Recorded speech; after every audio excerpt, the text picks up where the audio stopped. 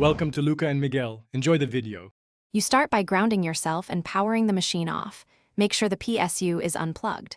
Once done, remove the side panel and exposure the CPU area, clear cables and heatsink first. You will remove the cooler according to its manual.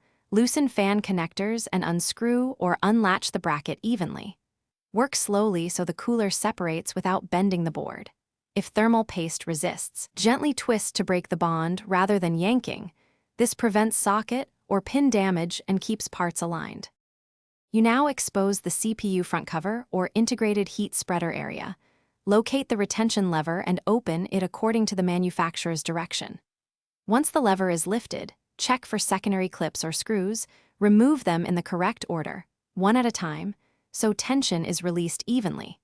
If the cover is seated tightly, apply minimal upward pressure at opposite corners while rocking very gently. The goal is to separate seals without bending. Keep screws in a labeled container, so reassembly is straightforward. You finish by lifting the front cover straight up, supporting the far edge so it does not tilt and damage pins or pads. Steady both hands and move slowly. Once removed, inspect the CPU and socket for bent pins, debris, or thermal compound.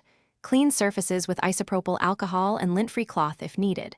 Reapply thermal interface properly when reinstalling. If you meet unexpected resistance, pause immediately, recheck clips and screws, then troubleshoot. Forcing it risks permanent board damage, so stop and reassess. Thanks for watching and please subscribe. It's the best investment you'll ever make.